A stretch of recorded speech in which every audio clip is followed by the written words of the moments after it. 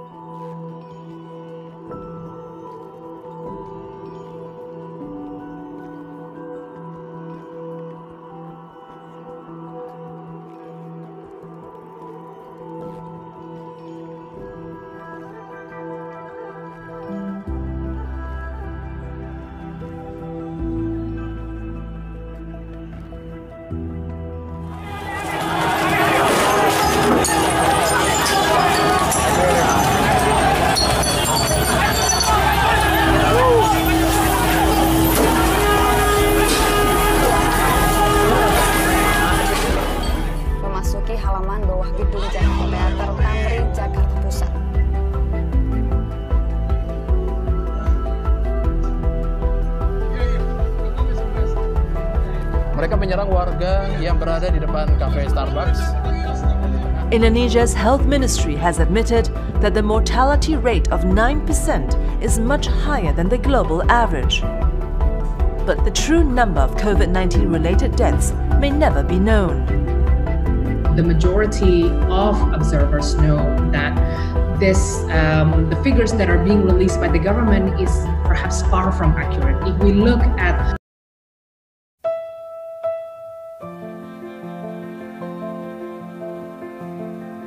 Inilah kerinduan kami, Tuhan, melihat bangsa ini dipulihkan, melihat setiap hidup dipulihkan.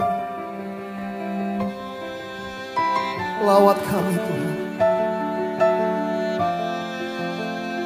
Yesus.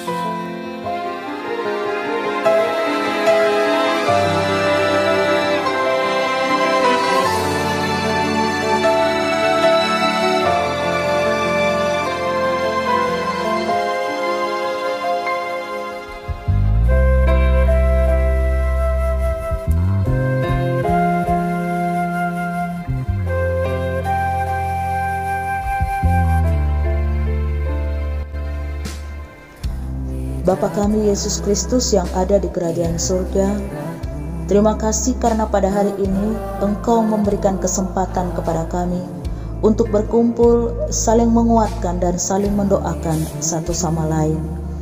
Ya Bapa, kami berdoa khususnya bagi bangsa kami Indonesia, bangsa di mana kami tinggal. Kiranya Engkau senantiasa memberikan perlindungan bagi bangsa kami Indonesia. Ya Tuhan, kiranya Engkau menjauhkan Indonesia dari bencana, malapetaka, pertikaian antar suku dan agama.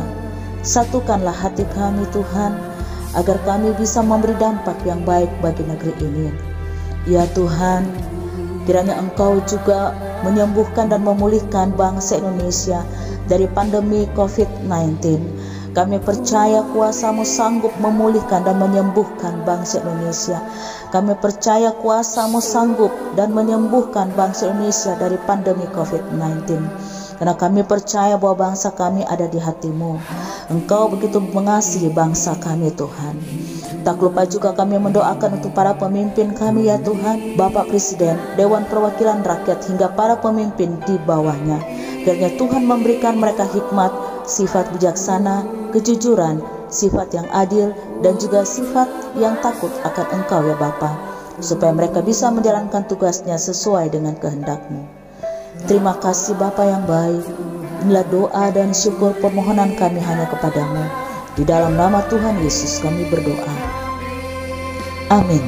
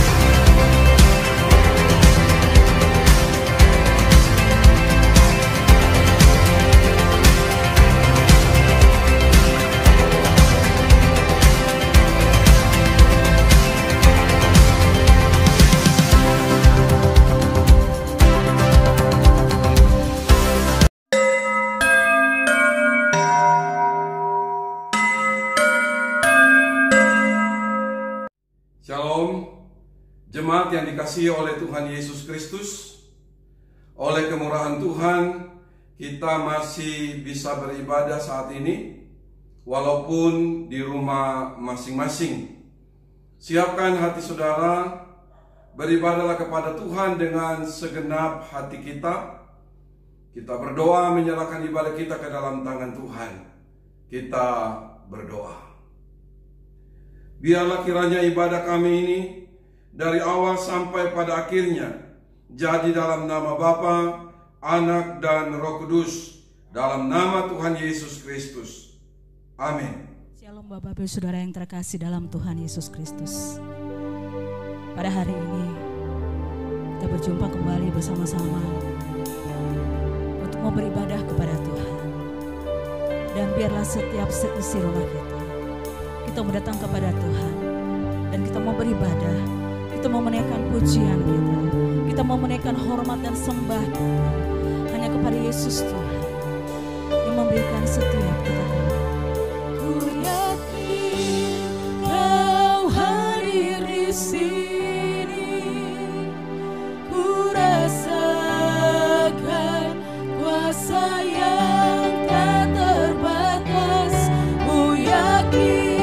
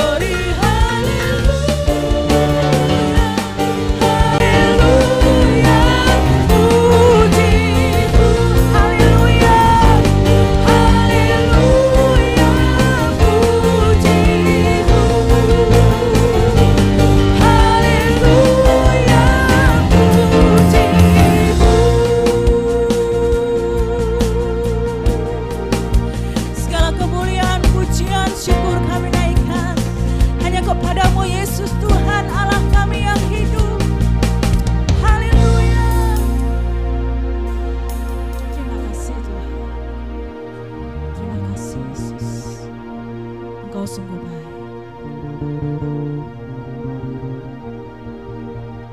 Jemaat yang dikasihi oleh Tuhan Yesus Kristus, kita akan membaca dan merenungkan firman Tuhan pada saat ini. Sebelumnya saya mengajak kita untuk berdoa. Kita berdoa.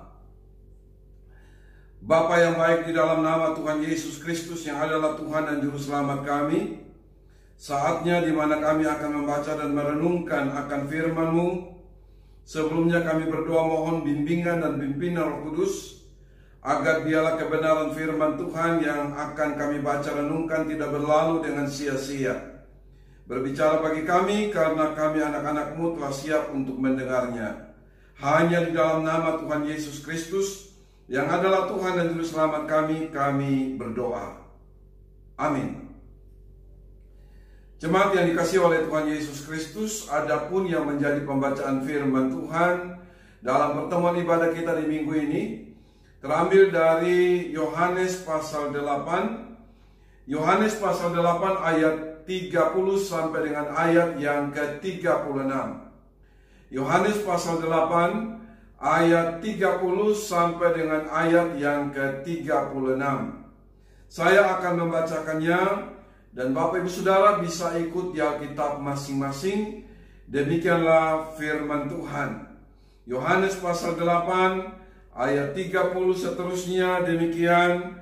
Setelah Yesus mengatakan semuanya itu, banyak orang percaya kepadanya.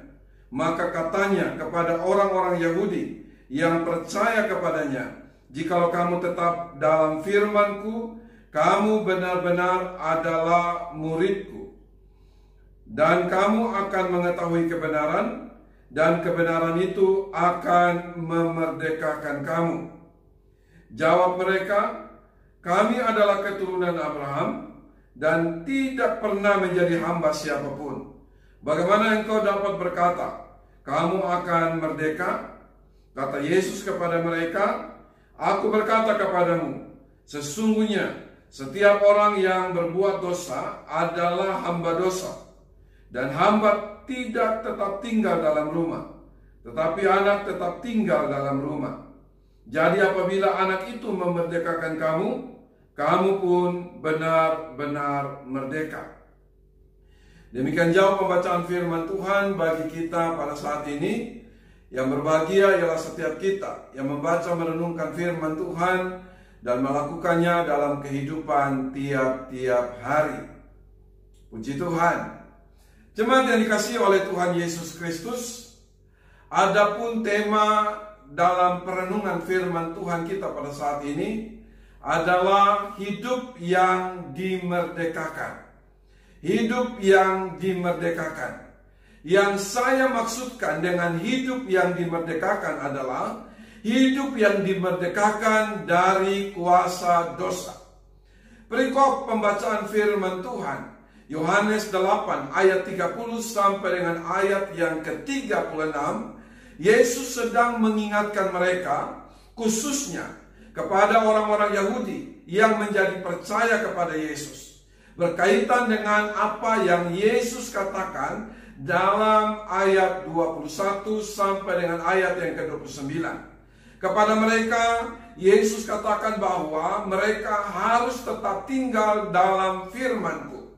Karena dengan tinggal dalam firman, mereka akan mengetahui kebenaran, dan kebenaran itu yang memerdekakan mereka.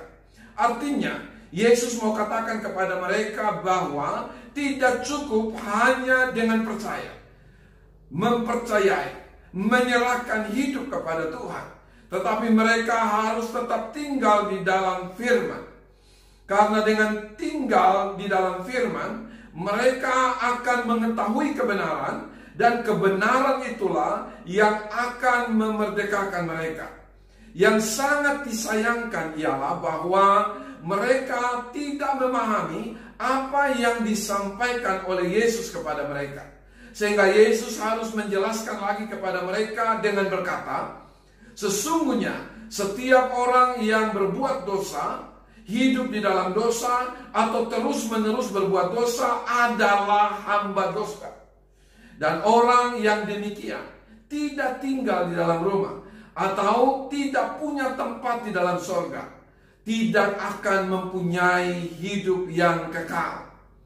Persoalannya, ada banyak orang yang merasa dirinya benar, tidak merasa dirinya sebagai orang berdosa yang perlu dimerdekakan, dan berbangga dengan status yang melekat pada dirinya, dan menjadikan status itu semacam label bahwa kami aman. Perhatikan apa yang dikatakan oleh orang-orang Yahudi yang percaya kepada Yesus. Ayat 33. Jawab mereka, kami adalah keturunan Abraham dan tidak pernah menjadi hamba siapapun. Bagaimana engkau dapat berkata, kamu akan merdeka? Karena itu, pembacaan firman Tuhan di minggu ini harus menjadi perenungan yang serius bagi setiap kita. Karena berkaitan dengan penyelesaian dosa yang berdampak bagi kekekalan. Jemaat yang Tuhan Yesus kasihi, hidup yang dimerdekakan adalah kerinduan banyak orang. Saya katakan banyak orang karena rupanya ada orang-orang tertentu yang masih senang atau yang masih suka dengan dosa. Sekalipun ia sebenarnya tidak nyaman hidup dalam keadaan yang demikian. Alkitab dengan jelas berkata bahwa sejak kejatuhan manusia dalam dosa, dalam Kejadian pasal 3, maka status manusia, siapapun dia, dari generasi ke generasi adalah manusia berdosa. Karena itu Allah di dalam Yesus Kristus datang ke dalam dunia ini untuk membebaskan, memerdekakan manusia dari kuasa dosa. Yang perlu menjadi catatan bagi kita ialah kita sebagai orang berdosa bukan hanya karena kita berbuat dosa, tetapi Alkitab katakan bahwa kita terlahir sebagai orang berdosa. Karena itu Yesus katakan, siapapun jika ia tidak dilahirkan kembali, ia tidak akan masuk dalam kerajaan Allah. Jemaat yang dikasihi oleh Tuhan Yesus Kristus, hidup yang dimerdekakan. Ya, untuk membicarakan tema ini, saya mengajak kita untuk memperhatikan secara khusus ayat yang ke-36. Dalam ayat ke-36 dari pembacaan kita tadi dikatakan demikian, jadi apabila anak itu, yang dimaksudkan adalah Yesus Kristus, memerdekakan kamu, kamu pun benar-benar merdeka. Saya ulangi, jadi apabila anak itu, atau jadi apabila Yesus Kristus memerdekakan kamu, kamu pun benar-benar merdeka. Artinya, hanya Yesuslah satu-satunya yang dapat memerdekakan, yang dapat membebaskan manusia dari kuasa dosa, dari perbudakan dosa. Dan jika Yesus yang memerdekakan kita, Alkitab dengan jelas berkata, kita akan benar-benar merdeka. Pertanyaannya, sebagai seorang Kristen, apakah kita sudah dimerdekakan? Atau kita sedang hidup dalam perbudakan? Atau sedang hidup dikuasai oleh dosa? Perhatikan apa yang Tuhan Yesus katakan dalam ayat yang ke-34. Sesungguhnya, sebenarnya, atau yang benarnya adalah setiap orang tanpa terkecuali yang berbuat dosa, atau yang hidup dalam dosa, atau yang terus-menerus berbuat dosa, adalah hamba dosa. Orang tersebut sedang hidup dalam perbudakan dosa, atau hidup dikuasai oleh dosa. Jemaat yang Tuhan Yesus kasihi, saatnya kita akan membicarakan beberapa hal yang menjadi kesimpulan saya berkaitan dengan tema kita, hidup yang dimerdekakan. Dimerdekakan dari perbudakan dosa berdasarkan teks firman Tuhan yang telah kita baca tadi. Paling tidak ada 3 hal ini yang akan menjadi perenungan kita ke depan. Yang pertama, siapa yang harus dimerdekakan. Yang kedua, alasan kita harus dimerdekakan. Dan yang ketiga, cara untuk dimerdekakan. Hal yang pertama, siapa yang harus dimerdekakan? Jawaban dari pertanyaan ini adalah semua orang tanpa terkecuali, termasuk orang-orang Yahudi yang terlahir sebagai keturunan Abraham. Berbicara tentang keturunan Abraham, secara rohani Alkitab berkata kita adalah keturunan Abraham. Galatia pasal 3 ayat 29. Galatia pasal 3 ayat 29 berkata, dan jikalau kamu adalah dan jikalau kamu adalah milik Kristus, maka kamu juga adalah keturunan Abraham dan berhak menerima janji Allah. Alkitab juga dengan jelas menyatakan bahwa semua orang tanpa terkecuali adalah orang berdosa. Dalam Roma pasal 3 ayat 23 dikatakan demikian, karena semua orang telah berbuat dosa dan telah kehilangan kemuliaan Allah. Dengan demikian, siapapun yang sedang mengikuti khotbah ini, saya mau katakan bahwa saudara harus dimerdekakan. Saudara dan saya harus dimerdekakan. Setiap kita, siapapun kita, harus punya pengalaman dimerdekakan dari dosa. Pengalaman dibaharui oleh Tuhan, pengalaman dilahirkan kembali. Karena kita semua adalah orang berdosa tanpa terkecuali. Hal yang kedua, yang menjadi kesimpulan saya, hal yang kedua, alasan kita harus dimerdekakan. Saya ulangi, alasan kita harus dimerdekakan. Ayat 34 sampai dengan ayat yang ke-35 adalah jawabannya. Kenapa kenapa kita harus dimerdekakan? Saya simpulkan ayat ayat 34 sampai dengan ayat yang ke-35 dengan kalimat ini.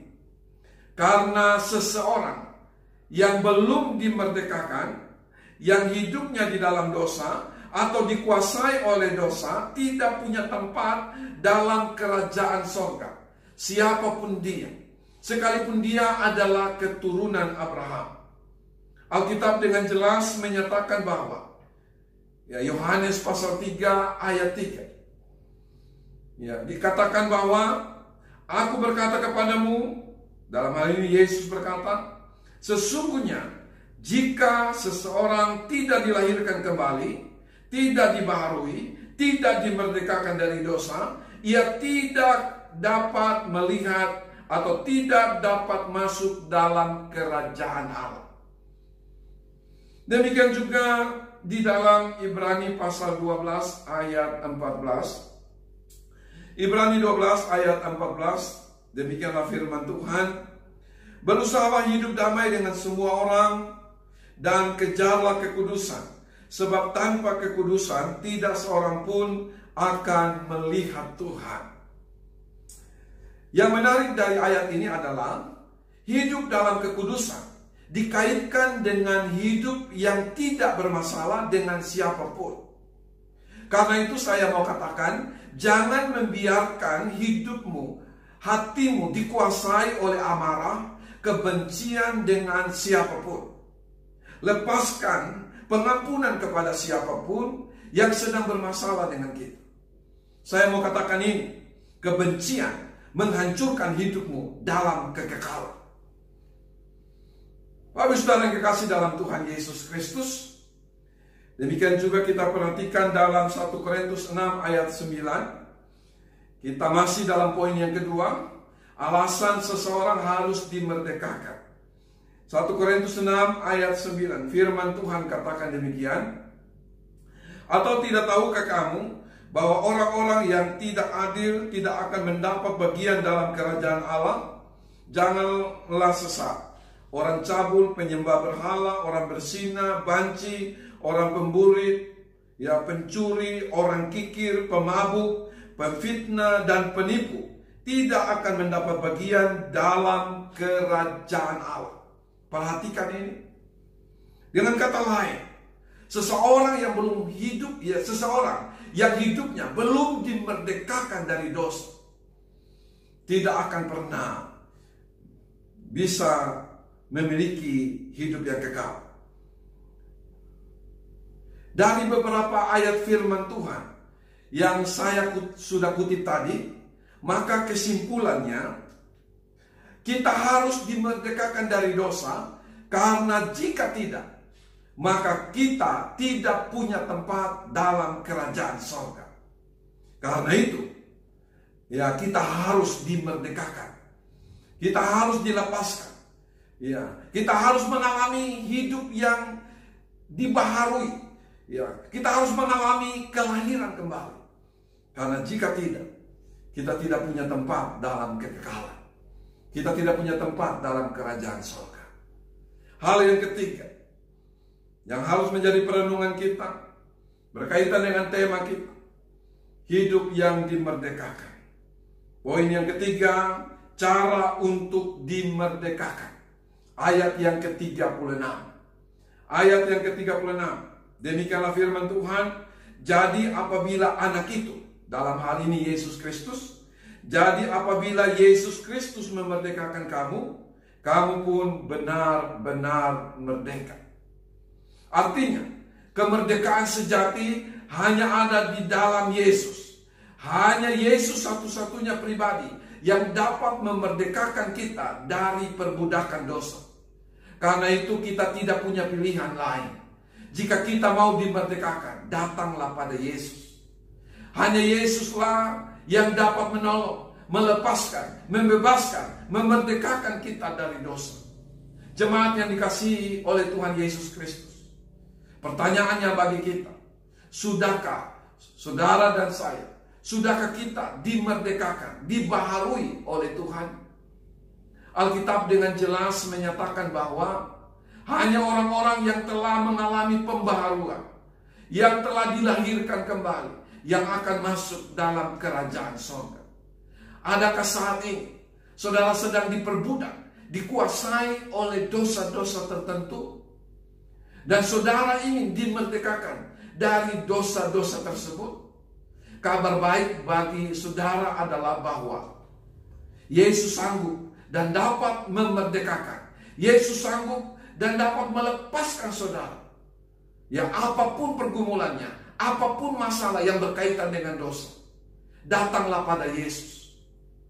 Dengar baik, jika Yesus yang memerdekakanmu, jika Yesus yang memerdekakan saudara, maka saudara akan benar-benar merdeka. Saya mau tutup dengan berkata, menjadi seorang Kristen karena terlahir sebagai Kristen saja tidak cukup. Menjadi seorang Kristen bukan jaminan kita bebas dari dosa. Tetapi Yesus Kristuslah jaminan untuk kita mengalami kemerdekaan dari dosa. Tuhan Yesus Kristus menyertai dan memberkati saudara sekalian. Amin. Mari kita berdoa. Bapa di dalam Yesus Kristus, saat ini kami datang kepadamu menaikkan pujian, syukur, dan terima kasih. Firman Tuhan datang lagi dan berbicara bagi kami. Dan saat ini hamba berdoa, biarlah Roh Kudus menolong setiap kami, supaya setiap kami tidak hanya menjadi pendengar-pendengar firman, tetapi juga menjadi pelaku-pelaku firman dalam kehidupan kami hari lepas hari. Engkau sangat memahami, Engkau sangat mengetahui setiap kami pribadi lepas pribadi. Oleh karena itu Tuhan, saat ini kami datang kepadamu. Biarlah kehadiran Tuhan nyata dalam kehidupan kami, untuk memberikan kepada kami kelepasan, kemerdekaan dari dosa. Dan saat ini hamba berdoa di dalam nama Tuhan Yesus Kristus. Biarlah Tuhan hadir berkarya dalam kehidupan setiap kami pribadi lepas pribadi. Siapapun yang saat ini sedang mengikuti khotbah ini, hamba berdoa di dalam nama Tuhan Yesus Kristus. Lepaskan Bebaskan setiap mereka yang saat ini sedang dikuasai, sedang diperbudak, yang sedang hidup di dalam dosa apapun. Tuhan, Engkau lepaskan, bebaskan setiap mereka ya Tuhan. Sehingga oleh karya Tuhan yang melepaskan dan membebaskan kami dari dosa, memberikan kepada kami kepastian untuk memiliki hidup yang kekal. Terima kasih Tuhan Yesus yang baik, terpujilah nama-Mu. Sebentar kami akan memberi persembahan sebagai tanda syukur kami kepadamu. Bapa, berkati setiap persembahan yang akan kami berikan, dan biarlah itu dapat kami pakai, kami gunakan di tengah-tengah pelayanan yang Tuhan percayakan bagi kami. Khususnya persembahan yang akan kami berikan akan dipakai, digunakan dalam memberikan bantuan, pertolongan bagi setiap mereka yang mengalami kesulitan ekonomi dampak dari COVID-19. Terima kasih Tuhan Yesus yang baik, terpujilah nama-Mu. Dalam nama Tuhan Yesus Kristus, yang adalah Tuhan dan Juru Selamat kami bersyukur dan berdoa. Haleluya. Amin. Biarlah setiap hati kita terus memiliki hati yang haus dan akan Kau. Dan biarlah jiwa kami terus memuji dan menyembah Engkau.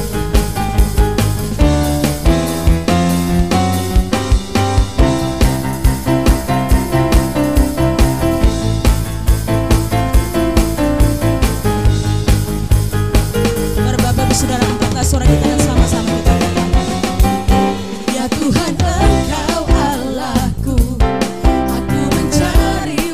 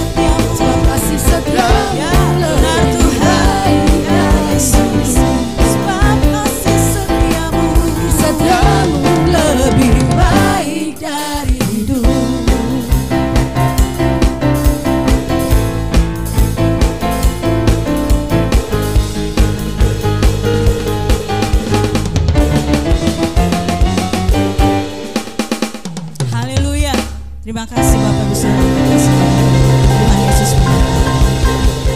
Jemaat yang dikasihi oleh Tuhan Yesus Kristus, saya mengucapkan selamat hari Minggu. Tetap semangat, belajar untuk tetap setia kepada Tuhan. Tuhan Yesus memberkati saudara sekalian.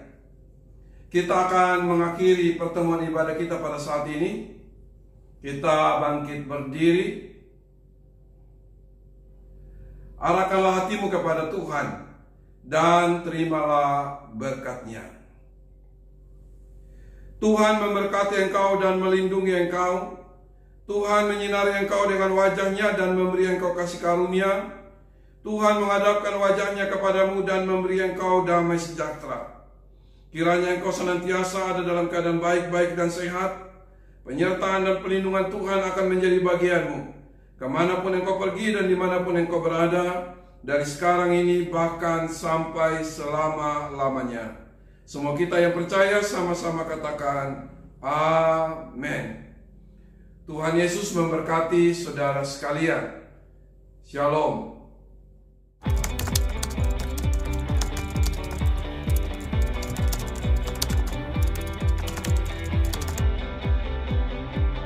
Ibadah tengah minggu, Kamis jam 7 malam. Teens Ecclesia, Rabu jam 7 malam. Doa syafaat Sabtu jam 4 sore. Juga untuk kaula muda, ada Youth Ecclesia setiap hari Sabtu jam 7 malam. Seluruh kegiatan ini dilakukan melalui Zoom Meeting aplikasi. Bagi Bapak Ibu Saudara yang rindu untuk bergabung bersama-sama dengan kami, dapat melakukan registrasi melalui kontak WhatsApp yang tertera. Terima kasih, Tuhan Yesus memberkati.